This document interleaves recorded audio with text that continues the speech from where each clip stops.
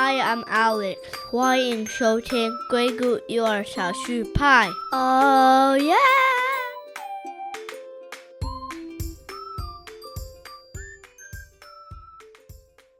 Hello， 大家好，这里是硅谷育儿少数派，我是 Lena。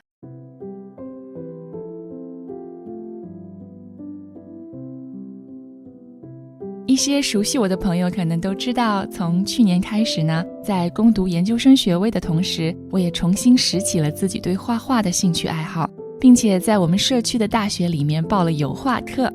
今天呢，在节目的一开始，我想先跟大家来分享一下我个人重新回归艺术之路的这条心路历程。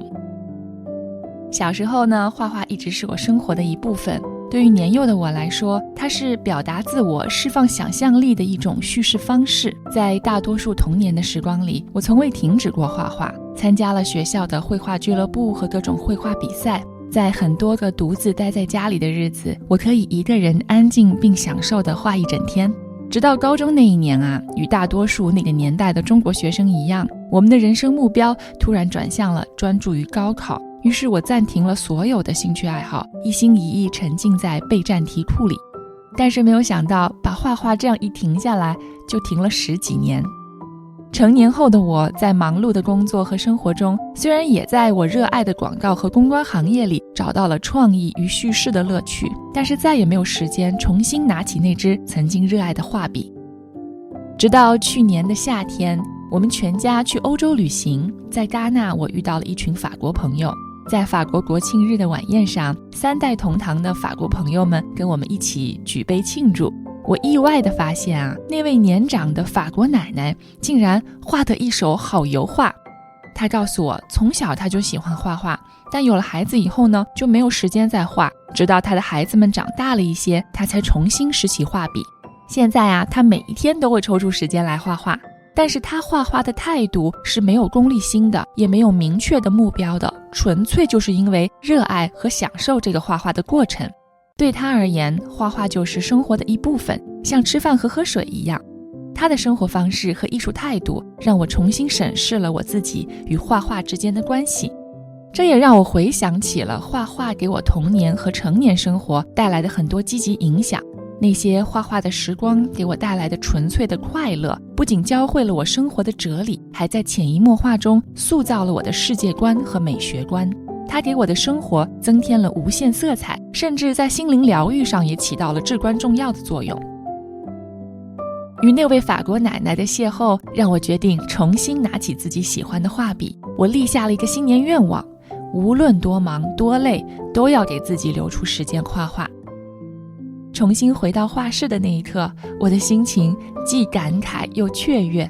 看到那些熟悉的石膏像、画笔、颜料和画室中的那一抹温暖的阳光，我突然感到了一种久违的与生活之美再次邂逅的感动。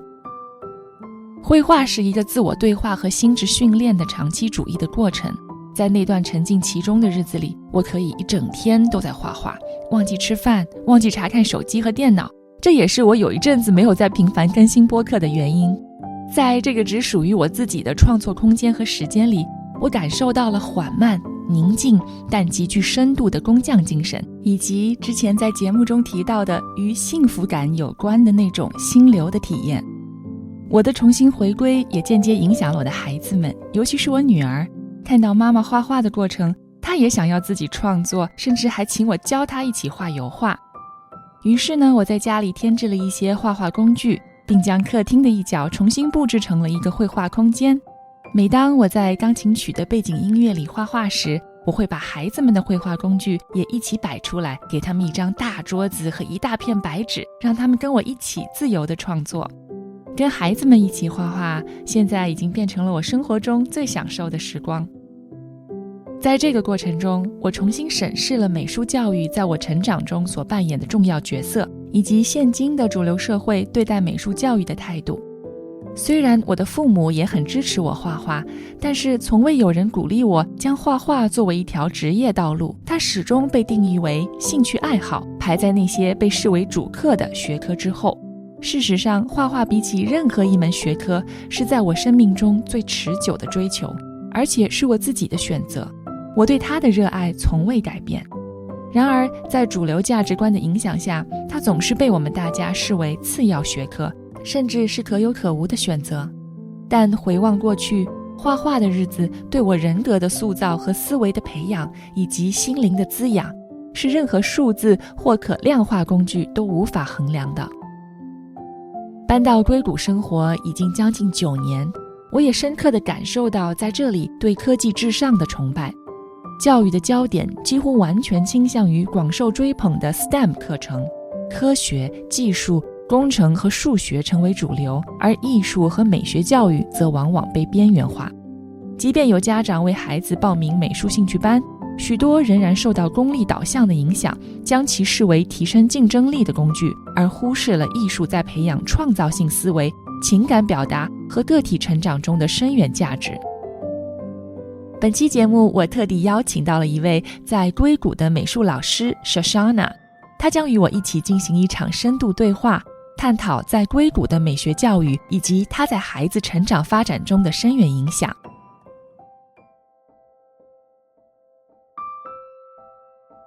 Shoshana 是我家哥哥和妹妹所在学校的美术老师，她毕业于世界顶尖设计学府帕森斯设计学院，曾经在中国的上海世界外国语小学和宋庆龄小学任教过3年。如今她在硅谷的一所专为高智商儿童设立的私立学校 Gifted School 担任美术教师，同时呢，她的2个孩子也在这所学校就读。Shoshana 的美术教学理念强调以学生的自主选择为核心，英文叫做 Choise-based lessons， 也就是说，他的教学内容会根据不同学生自己的学习兴趣和需求来灵活制定，给予学生充分的自主选择空间，让他们自己来决定绘画的主题以及创作材料和媒介的选择，从而完全把作品的创作过程交还给学生，而并非传统模式下的以老师为教学中心，老师统一制定教学练习内容，单向的传授给学生的这样的模式。在本期的对话中，他不仅与我分享了自己关于美学教育的独特见解，同时他也会谈到他早年在中国的教学经历，对硅谷美术教育现状的看法，以及在目前的这所高智商儿童学校里的教学体验。我和 Shoshana 的对话是全英文的，这也是我们的节目第一次引入英文的内容。为了保持内容的纯正性，我没有加入中文翻译的配音，而是把英文原版的对话呈现给大家。如果你需要参照中文翻译来更好地理解这期访谈，也可以在我们的简报平台上找到全篇的中文翻译内容。我们的简报平台是 www.educationminority.com， 当然你也可以在我们本期节目的简介里找到相关的链接。最后要友情提醒大家，本期的采访内容的结尾部分有彩蛋哦，所以一定要听到最后。好了，下面就让我们一起来听本期节目的采访内容。Hi, Shoshana. Thank you for being here today. I'm so happy to have you. Hi, thank you for having me here. I actually have been wanting to talk about this topic for such a long time because personally, I'm an art lover and I do love art. Since I was a kid, I have such a huge passion about drawing, painting. So today, I'm so happy that you can actually join me to talk a little bit about art education and specifically in Silicon Valley here, right? Yeah. So first of all, can you tell me a little bit about yourself as an art educator and also about your art? Sure. So I think, like you, I've always had a passion for it. I think as far back as I remember, drawing was the thing I kind of moved towards. And from the time I was probably 8 or 10, I carried a sketchbook everywhere I would go. I would go around drawing everyone I saw. And I think portraits were really the thing I was most drawn to. A lot of it is I was a really shy kid. And art's such a wonderful way to express yourself without having to speak up in front of a group. I get it. That was a big draw for me. But when I got a bit older, I ended up deciding that I wanted to study art and I wanted that to be my area. So I went to Parsons School of Design. And while I was there, they had an education program. So I kind of stumbled into doing a little bit of both. Really, for me, I think the draw was I enjoyed working with kids from the time I was young. I always babysat. I always worked with kids. And I kind of stumbled into it, I guess. So you have 2 kids, correct? I do. You're a mom as well. So as a mom and art educator, so I'm just curious. So how does that art immersion or art nurturing look like at home? That's actually a funny one. So I'll be really honest. My own children are much more drawn to like math and science and are not terribly excited by the arts. So, you know, sometimes I almost think kids react to you and they want to do something different. Yeah, but they have a lot more of their interests go towards the math and science. Yeah, but I have been to your house and I was amazed by how you used the cardboard to make the huge drawing thing in the kids' room. You know, it's just like how you create the space for your children with art. Those were made by me and my kids together, and then we do occasionally do family projects. I get really excited about decorating, so I do a lot of that around the house, and I will bring the kids into it sometimes and get them involved in those things. Yeah, that's very cool. Tell me a little bit about your study, you know, in the art school, because you mentioned you've been to Parsons School. So I went to Parsons in New York, and I did a semester abroad in Paris at their campus there. Yeah, so how was that experience like in Paris? Because everybody would be like, oh my gosh, Paris, you know, the paradise for art, right? You know, I mean, I think the beauty of it, so it was an American program in Paris. So in many ways, it didn't feel that terribly different from the New York experience of Parsons. But the thing that's really different is that when you're in Europe, you're just sort of immersed in a world where there's so much art history, where you go to the museums and you, even walking down the streets, the architecture is like a museum. Yes. So I think it's an immersive experience being in Europe and seeing the art history there was something that helped me kind of grow as an artist and an art educator. How did you first approach art as a child? Do you remember that moment? I mean, I think the biggest thing that I did, is really I would just bring sketchbooks everywhere, and I was really interested in portraits. And I can remember having art classes as a kid, and most of them followed what I didn't know it was called this at the time. They follow a curriculum called discipline-based art education. Oh, okay. And it's very teacher-centered, where they're having the goal of teaching you very specific skills. And most of the decisions and the concepts come from the educator. So I kind of grew up with that model of education, but when it comes to how I actually learned art, most of it really stemmed from outside of school, just spending a lot of time drawing without that structure. I see. I mean, the part where I developed the skill, and I think where many people who are artists do it, is that they just spend a lot of time doing the area of art they're passionate about. Yes. Which I think kind of led me towards the model that I follow now, which is giving students that open studio time to create the thing they're passionate about. That's very interesting. What age were you when you started art class? Do you remember? So I grew up in Pennsylvania, which very different from California, where since they passed a proposition back in like the 70s that they passed that really cut the funding to schools in California a lot.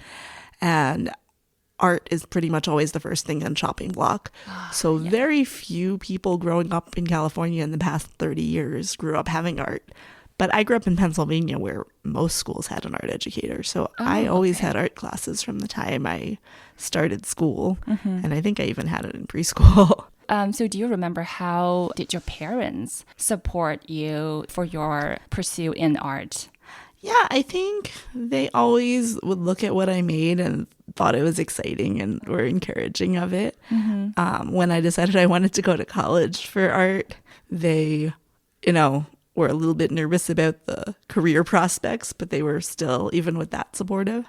I think one of my biggest memories was when I was in high school, I wanted to just paint my walls, and they were like, okay, go ahead. And they let me paint my whole room. So that just kind of reminds me of my own childhood, because I loved drawing so much since I was like maybe 2 years old. Oh, yeah. And I would have drawn like on anywhere, like the wall or like books or the photo albums, just like anywhere that has a blank page. Then I just want to draw on it, Yes, my parents they were being very supportive, and I went to like art class, but that had been going on until I entered high school. Yeah. Which, in China back in the days, when you entered in high school, all your focus will shift to the test for college, which is called 高考.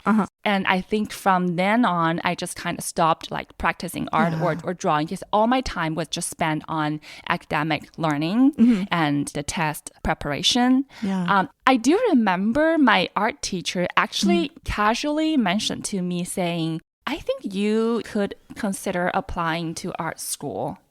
But for some reason, I don't remember anybody in my friends or family circle would encourage me, be like, hey, I think you would do great in art school and I think you should go ahead, just pursue that dream.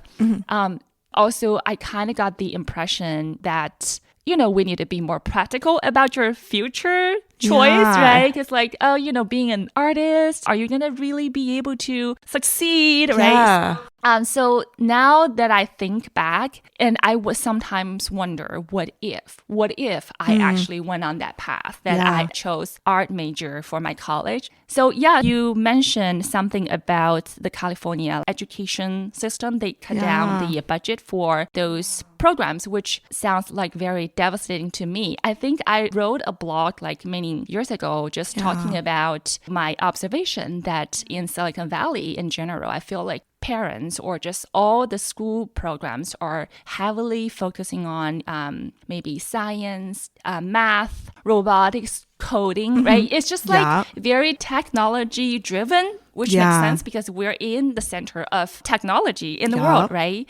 But I just feel like there are not that much, to me, not enough art programs providing to children. So can you share a little bit about your perspective, like how you see your observation, the art education environment here? Yeah, absolutely. So, when I moved to Silicon Valley coming from the East Coast, and I first looked at like art teaching jobs, I was actually really shocked that they just barely existed because they just don't support that. So it was from the time they passed Prop 13 in the 70s, they cut all of the funding towards art. And they're so high school, there was a requirement that they have art education. But basically from K to 8, it was like a bunch of Band-Aid programs of volunteers, maybe. And if they didn't have good volunteers, there just wouldn't be anything. I see. And so it was kind of a shock to my system when I saw how poorly it's done in Silicon Valley compared to where I'm from. So like where I came from, most schools have an art educator. I got certified to become an art teacher. And then I came out here and like there's no one who, like very few people have my background are actually certified art teachers out here because there's just like so little demand for it. That said, I think it's actually gotten way better because it was like 2 years ago that they passed Prop 28. So now they're actually, for the first time, requiring art education for K to 12, which is really exciting. It was essentially some celebrities endorsed it and they passed a ballot measure, and now it's actually a requirement. But even with that requirement, it hasn't made that shift to everybody having art to the degree that that's true. I'd hope to see. I was wondering why, because, the demand and how people understand the importance of art, I think maybe there's a little bit lack of awareness of how art influences children in their development, right? So as an art educator, will you just elaborate a little bit about that, like why art is so important? Yeah, I think it's so integral to just human development. Every culture, every society historically has always used arts as a means of expressing their ideas, as a means of expressing their religion, as a means of expressing their worldviews. It's integral to every culture and every society, and it just comes naturally. Kids always draw before they start to write. Exactly. It just comes along with the territory that's what we do as humans. Do you see how art actually benefit or impact on children's development mentally, physically? How can we let parents or the society know, like, hey, we actually really need art to nurture kids from early years through all the childhood? Yeah, I think it absolutely does. It's a thing that kids, crave. see, and I hear kids tell me that's the reason they want to go to school. In our typical public school, there's a lot of kids who really dread and don't want to go because they think math is boring, because they think literacy is boring. But art is the area that they're excited, and it gives them a reason they're motivated to be in the educational system in the first place. Yeah. It's an area that people connect to more. The arts, just that chance to express ourselves, to share our ideas is just a big draw. I think I only started realizing the importance of art in my very late 30s or early 40s, like now.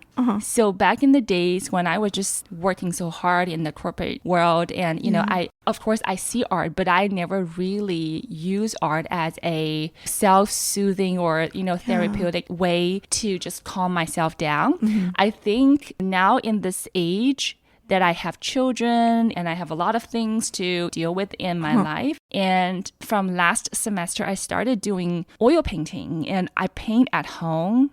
And I just start realizing, oh my gosh, this is such a process that can actually make my soul feel real peaceful and calm me down. And I feel nurtured, and I feel my body and my mental health, you know, has been improved so much. As I know nowadays, people also use art to do therapy, right? Like they use art to, you know, help people to feel better, which in general, I feel the education or the society doesn't really provide enough for people to have some time for art. Yeah. Right? I mean, I think the US, especially Silicon Valley, has a culture that's very, very focused on working and producing. That's true. And I mean, when I look at the startup kind of cutthroat culture, we don't necessarily give our downtime to do the things that we value in life. And so it's the things that make us happy and the small things in life. And I think all of us, even those who are in no way an artist, are affected by and impacted by the art that we see around us, by our environments. Yeah, absolutely. I have this inspiration that I wanted to go back to art. It's because last summer I traveled with my family to Europe, and I met some friends in France. We were having dinner in Cannes. So I met this French family. You know, they have this French grandma who looks like just like a very typical grandma. You know, she likes cooking and all that. But then I discovered she's actually a very good painter. She does oil painting, and she showed me her artwork, and I was so amazed by that. She loves painting since she was a kid. Of course, you know, when she just had her children and she didn't have time for that. But then when the children grew up a little bit and she started going back to painting every day, and she's like, you know, this is just part of my life because I just enjoy doing it. It's not for I wanted to own an art degree or get a job in here or sell my art or make money. She doesn't have any purpose to get out of this. It's just a pure enjoyment, and that just inspired me a lot, because I feel like nowadays a lot of us are so purpose driven. Like you feel like, oh, if I invest my time in doing art, what am I gonna get by the end of the day, right? But maybe you just forget about like just purely enjoying that moment gives you a lot of benefit. You don't even realize that, right?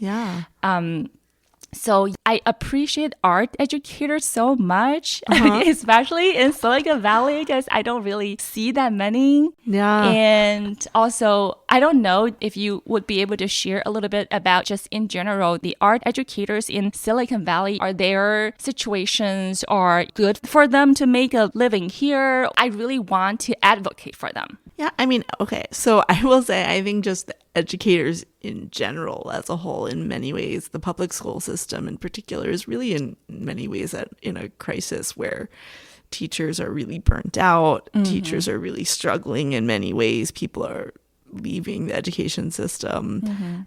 And then when it comes to art itself here, which, first of all, in many places for K-8 just barely existed up until now, it's not a lot of space made in the system for art education. I see. I think it's changing, hopefully, with them having passed Prop 28. But even with that, like, the couple people I talk to that are in public school system, I've moved kind of to a private school now, but the couple people I talk to in the public school system, they still have sort of a Band-Aid program. They have like a program, it's called CSMA, or Arts for All, that comes in, and they have teachers that go to multiple schools and come in and do a class every other week. But it's a very different thing from it being integrated as a core academic subject, the way that math or literacy or science is a core topic. We don't think of it as a core academic topic, I think, in most schools. Even in schools where I grew up that do it better, they still put it below the math and the science and the literacy as sort of it's just the arts. And so I think we need to change our thinking of it. We are kind of in this world, especially like as all of our new technology is developing, where half the jobs that people do are going to get automated out. So creative thinking is probably one of the most important skills that we can give people. Totally. Yeah, especially nowadays, with the rising of AI, people are start thinking like some job, designing art, AI can do it. But can it? What you just talked about, like how children express themselves through drawing and art, that's very interesting, because I want to just talk a little bit about that part, because I feel like for most parents, they might not see it, or they might not realize it, like how important that is to kids. My daughter, Anna, so she sometimes, when she's having a very big emotion, during that moments, I just always try to tell her, hey, just use your words. Tell me, say like how you feel. Yeah. But for her, it's very difficult to vocalize how she feels. So there were some times when we had a fight or we had some argument. I was busy in the kitchen, and she would just like hid in the corner and throw me a piece of paper. And I picked up the paper. It was a drawing on it. And she drew her emotions on the picture with the eyes feeling sad and tears on the face. Then there's like a talking bubble mom and said, no, Then I was like, oh, are you trying to tell me how you feel? And she's like, yes, I cannot say it, but I can draw it. Yeah. I mean, I think for me personally, that was a big part of why I went towards the art. I was always really quiet and didn't want to necessarily speak out and say these things, but it's such a great vehicle for expressing your ideas and your emotions. Yeah. Yeah. So that's the moment that I realized, okay, kids drawing to express their ideas and their feelings and all that, it's actually such an important tool for them. And I absolutely agree with you. And I'm just going to give you one example that just popped into my head of a student that I have who has a lot of anxiety, and they made an image that was like showing it was like their hands holding all of the weights of the world. Okay. And they described it as their piece that's demonstrating their anxiety and how they're trying to hold it together. And like giving kids that space where they get to decide what they're creating and they get a vehicle for that emotional outlet can help them so much. And it really can be almost a therapeutic thing for many kids. Totally agree. So about how we approach kids to art, I have a theory, but I want you as a professional educator to give me some feedback about my theory, because I feel like for a lot of parents, we just think if my children loves drawing and we just send her to a drawing class, or we just send them to some sort of like after school program that the teacher will teach you how to draw, the skills and all that, right? But I also feel like for some of the kids, they don't like going to the class. They just enjoy drawing at home by themselves, like freely, like not being told, what to draw or how we draw it, right? So I still have a lot of vivid memory about me being a kid when I was drawing. And I have so many ideas every day that I want to draw. It's just like you have those pictures showing in your mind and you just can't wait to express them on the paper. I think I started with one of my friends. She was also doing drawing. But her drawing was more copying some sort of like drawing there. So she likes to copy it. And, she made her drawing look so perfect. And I'm like, oh my gosh, she's so good at this. But, my drawing was just more like whatever, it's like a very freestyle. It's not like looks very proper or looks so beautiful in the way the adults will view it, I just started copying it too. And I want my drawing to look exactly like how that picture looks like. Yeah. And then after a while, and I kind of feel like I started losing my ideas of what I want to draw. Because then if I look at the blank paper and I don't have that many ideas popping up anymore. And I just always feel like, these ideas are gone or something. So now for my own children, maybe how I approach the art education should be, I just want them to be able to freely express themselves, express their ideas first. It's not about drawing perfectly. It's not about drawing in the way that we feel like, oh, yes, it looks like art. And I didn't sign them up for any art classes, mainly because my son, he doesn't want to be signed up. I would just always provide them the tools and the materials at home so they can just do whatever they want at home, which maybe for some parents, they feel like, oh, you are not really doing anything to support their art pursuing. But to me, I do believe that in the early year stage, I guess maybe before 10 years old or something, the focus on the art education should not be just the skills. It's more about ideas and more about your expressions. So that is just my theory. So what do you think about this? I think that those classes that really focus on a specific technical skill, they have their place. And I think sometimes you need that push to understand how to get those technical, but it's not teaching you the creativity. I think that it has its place. And I never discourage, when my students talk about that they're looking for places to go, I never discourage them from taking those classes. But when I approach how to teach art and how I think it best serves the students that I work with, it's giving them that open studio time to create. Really what I do in my own classroom is I provide them with materials, I provide them with a space, and I follow this curriculum called TAB where the entire philosophy in 3 sentences is the child is the artist. The art classroom is the child's studio. And we explore what artists do. We give them the space to figure out what they want to create. And that's, I think, what kids really need. If we want to teach them creativity, we need them to have space to be creative.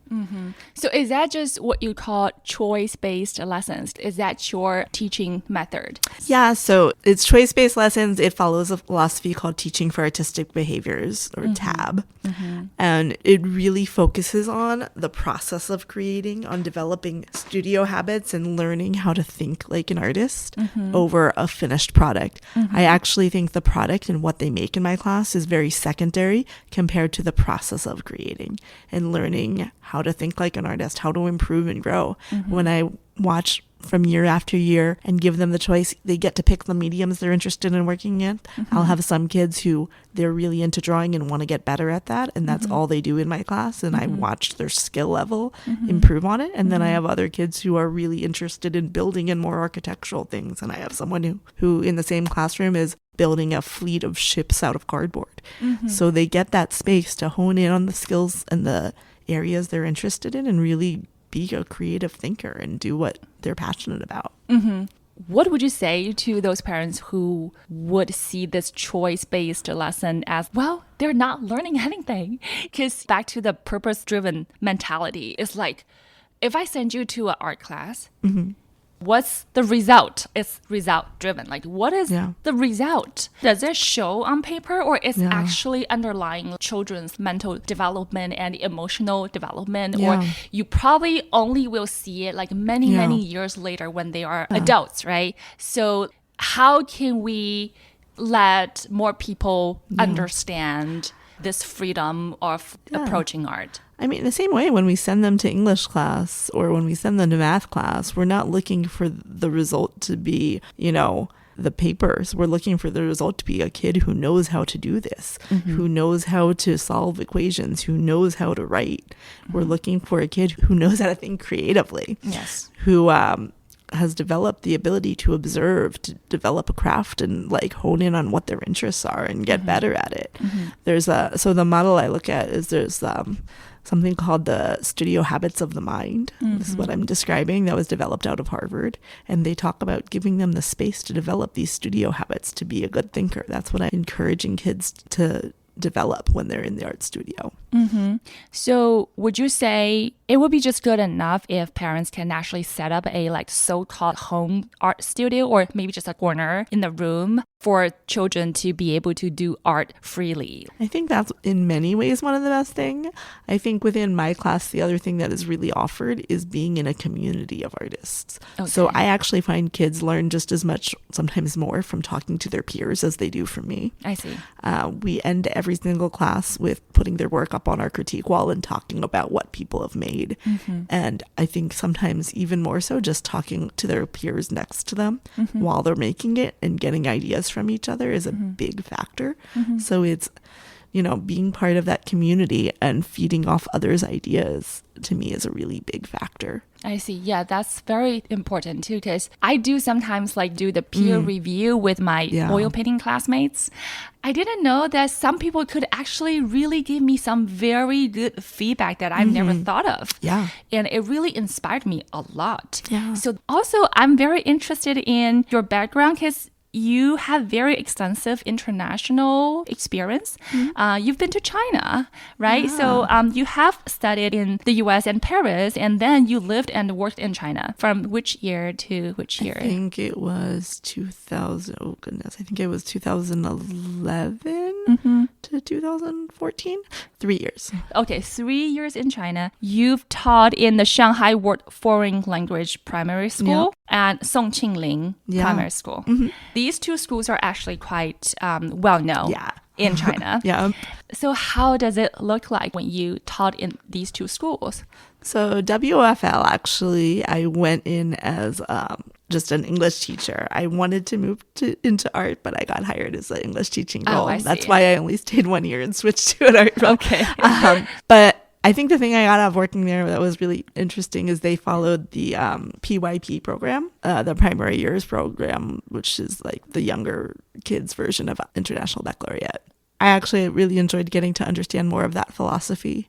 I enjoyed that quite a bit. So what is that philosophy then? So basically with the IB program, they focus on general questions that are threaded through their curriculum. I think there's like, if I remember this right, there's like 6 guiding questions that you go through with your curriculum. I see. And it's a lot more project-based, a lot more interactive learning, a lot less the teacher being the sage on the stage and telling you what to do, and a lot more interactive. I see. And then at Songqingling is where I went into just teaching art, which is my area. Yes. At that time, that was a long time ago now, I was still more following the discipline-based art education curriculum and gave more, everyone's going to do this type of a project at a time. I moved far from that since then. But even with that, I think comparatively to how things were taught in China, I still gave a lot more freedom within these projects of making choices, of expecting each kid's project to look different from the kid next to them. So Songqingling has a domestic division and an international division. And so the domestic division's art teachers very much were focused on the technical and every kid producing something quite similar. I think there's value to that. I think it helps kids hone technical skills. I don't want to like speak negatively of it. Of course. But it doesn't teach creative thinking. I see. In it. So that piece, I think, is lacking in that model. What is your observation for those Chinese students back in the days you've had? I think if I look at the kids who are in the international division that are doing sort of the more choice-based, more project-based learning compared to the kids who are in the domestic division that are doing much more focus on drill and kill and rote memorization and learning to pass a test, is that you get kids that are on one side in the domestic division, you get kids that are very good at taking a test and that know the correct answers, but they don't necessarily know how to problem solve. And they don't know how to sort of do the critical thinking piece and the creative thinking piece.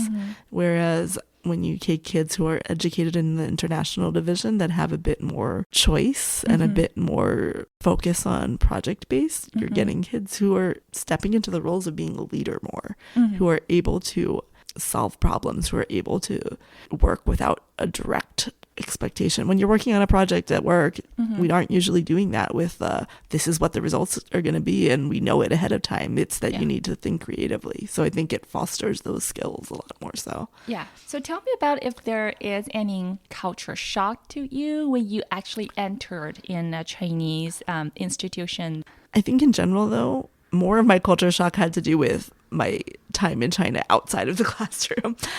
Within the classroom, because it was schools that really were geared toward international, I think there was less of the culture shock in the way things ran there. I see. The kids in general were very motivated and focused, which was wonderful. But I think the struggles like that I saw was more outside of the classroom. I was really disturbed by their hiring practices, that they really wanted to bring in an English teacher that was looked a certain way. I had a close friend who was from Pakistan that spoke English flawlessly, and they didn't want to hire her because she looked brown-skinned. And so I had a hard time with that. Teaching there, that was one of my biggest culture shocks. Okay, yeah. That's absolutely will be a culture shock because coming from the U.S., I'm like, how can you just DEI pieces, I think that is really integral in the U.S. is people don't care about that necessarily in China. And I think I was kind of coming from the U.S. expecting everyone to treat each other equally and to have that diversity, equity, inclusion bit, and it doesn't exist. I see. Yeah, that was a big one. And then the special ed barely exists too, was what I was finding, at least in the school where I was. Like, there wasn't a lot of focus on, either you learn in the mainstream way or you're kind of failing. They weren't really working to help kids who are special needs learners in the way that I was used to seeing it done in the US. I see. So what about the interaction with parents back in the day? Well, so this is a long way back, but I will say my memory of it is that their focus was probably mostly on literacy, especially with the English speaking staff. I see. There was probably a lot less focus and a lot less concern over their artistic development. I see.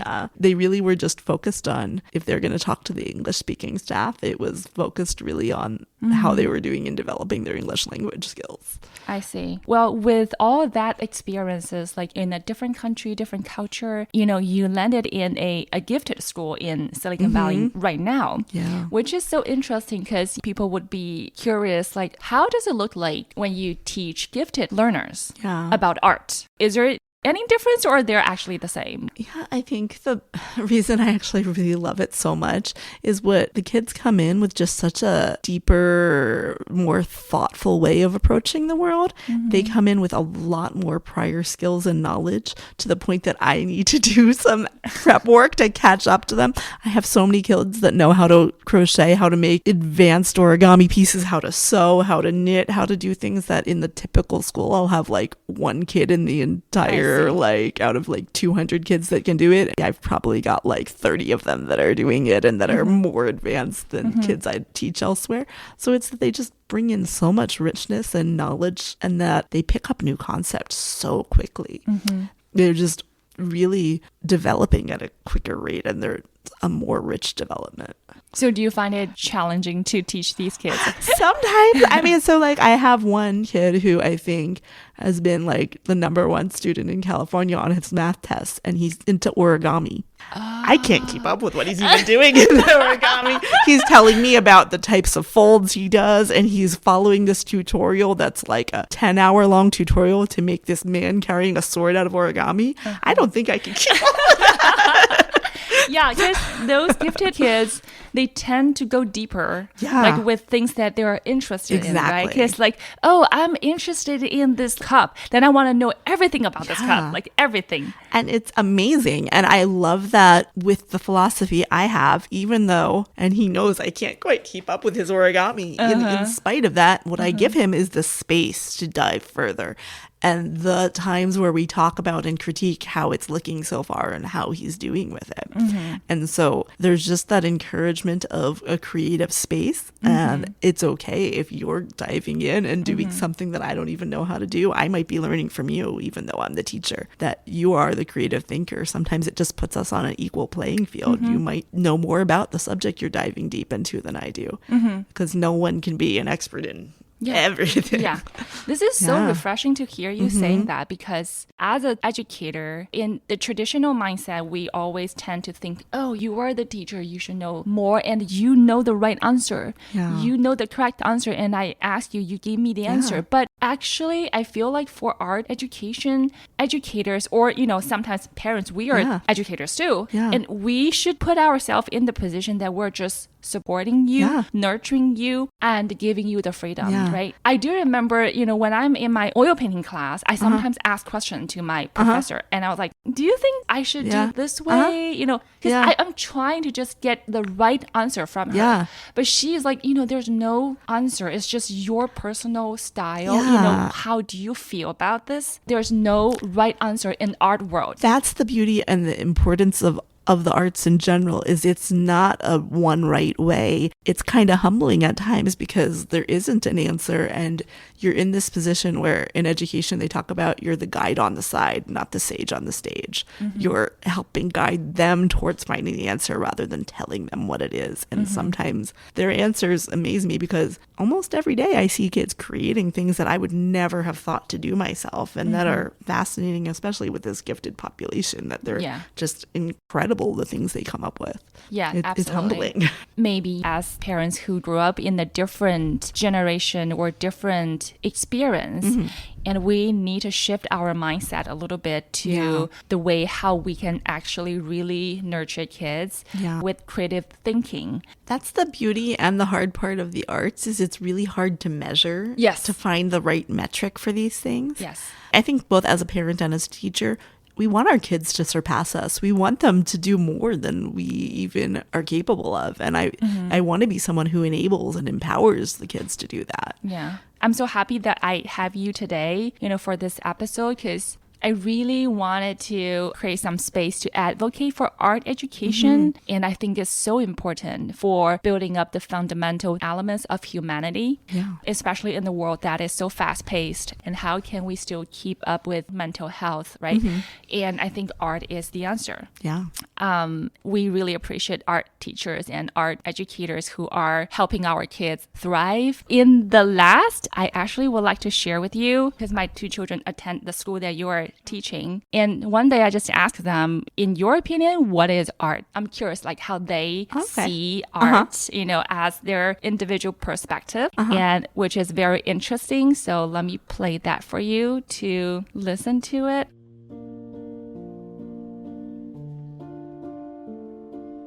What is art? So art is when you get materials. It can be any materials, even garbage. You can turn it into a masterpiece, an art piece. You just get it and you can cut, you can draw on a piece of paper, and sometimes you can just use glue. Art is when somebody feels inspired by one person and another, and they want to create something, and they do. That can become art and a masterpiece. What is your answer, Alex? Art is the very essence of creation. It doesn't matter what it is. It doesn't matter how it makes you feel. As long as you get inspired by something or you come up with something on your own, as long as you create anything that counts as art, as long as it in your perspective, if it is art. If it is not to your perspective art, then it is nothing. I love that. Oh. I know. I was mind-blowing because I was like, how 5 and 8 years old can understand art in such a deep way that I would never imagine myself, would understand in that way in that age, And I think they, coming out of my classroom, are expressing maybe better than I did today how my classroom runs and what the goal is for kids in there. We have it set up. There's stations. Some of them are literally like trash, like bottle caps and pieces of cardboard and like little bits of plastic. And they have stations for drawing and they have stations for painting, and they get to choose and they get to make. And it's really trying to make them feel like I'm opening up what you can create. And the key is it's your idea, what you're envisioning, what you're crafting. Yeah. And so I think they express better than I do. I know. The joy and the beauty of the open studio. That's amazing. And thank you for being their teacher. And I'm so grateful.